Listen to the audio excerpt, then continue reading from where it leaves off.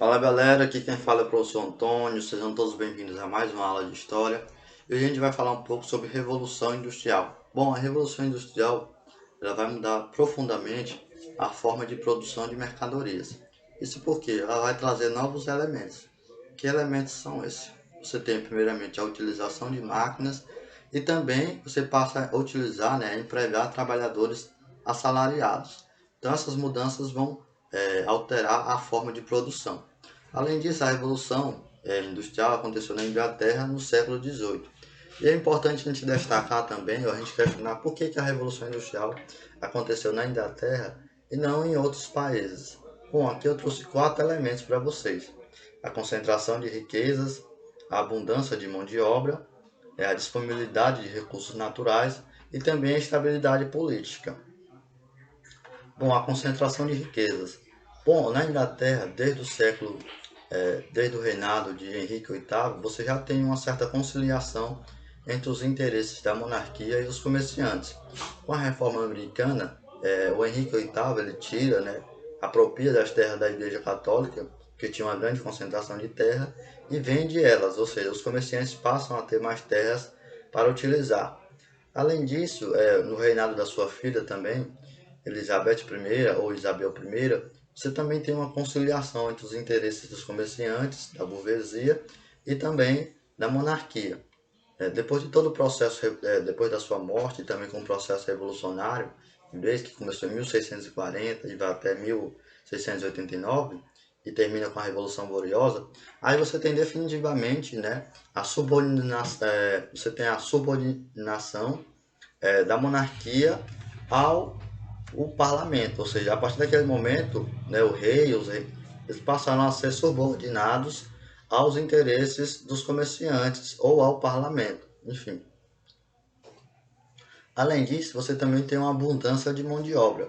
Então, na Inglaterra, você tem um processo de cercamento, ou seja, você tinha umas terras que eram chamadas terras comunais, onde todo mundo podia se utilizar dela para plantar seus alimentos. No entanto, aquelas terras que eram comunais passaram a ser apropriadas, e vendidas também pelo mercado, pelo reinado, e passaram a ser cercadas para a produção de lã. Naquele período, a Inglaterra passava a ter várias colônias e também passava a ter comercializar grande quantidade de tecido. Além disso, existia também uma disponibilidade de recursos naturais.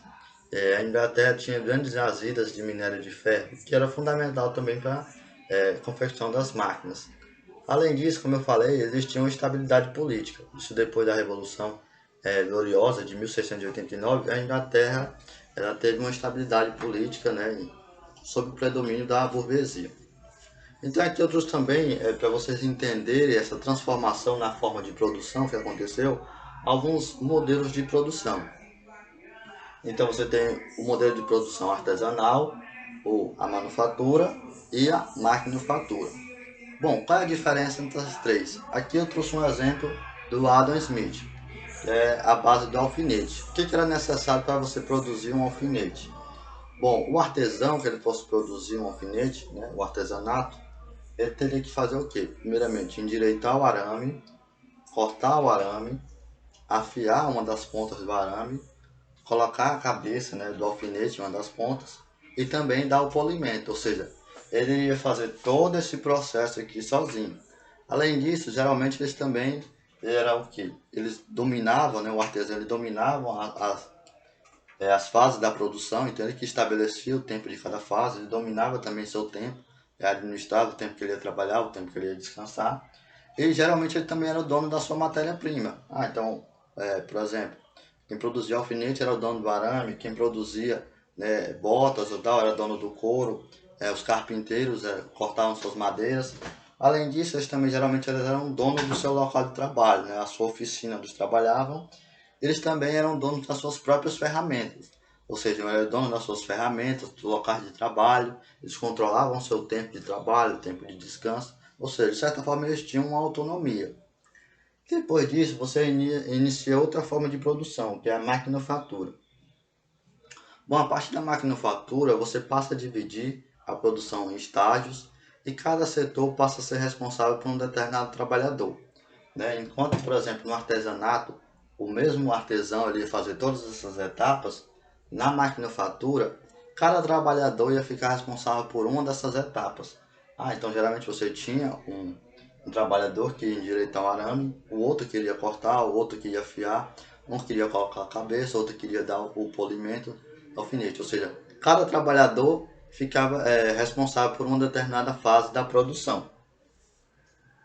Além disso, também, a partir desse momento, você passou a ter também um fiscal, né? Geralmente, o dono que contratava esses artesãos para trabalhar para ele, também contratava um fiscal para ficar controlando esses trabalhadores. E a partir desse momento também você tem uma especialização do trabalho.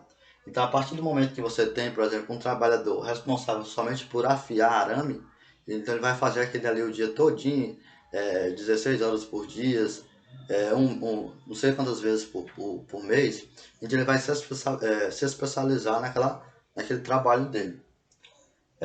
Aqui nós temos o outro meio de transformação, né, o outro meio de produção, que é a maquinofatura. A maquinofatura, a partir daquele momento você passou a utilizar máquinas, né, em vez da produção humana, muitas vezes utilizava a máquina para produzir. Com a maquinofatura também ela vai trazer dois novos grupos. Que grupos são esses que vão marcar a partir dali todo o cenário mundial? Que é a burguesia e o proletariado. Bom, quem é a burguesia? A burguesia geralmente é atribuído a quem são os donos dos meios de produção. Né? O que são esses donos de meios de produção? A fábrica, os equipamentos, os materiais, todos esses são os meios de produção. E que o outro grupo seria o trabalhador, né? O proletariado.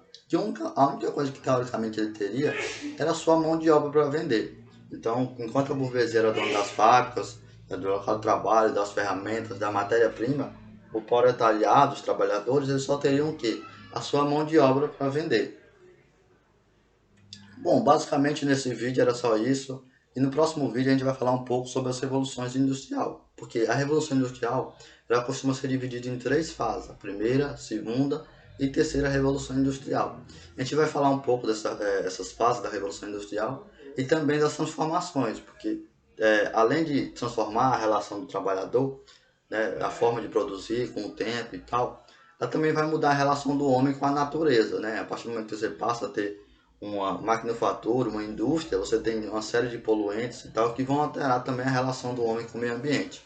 E no próximo vídeo a gente vai abordar isso. Valeu, galera!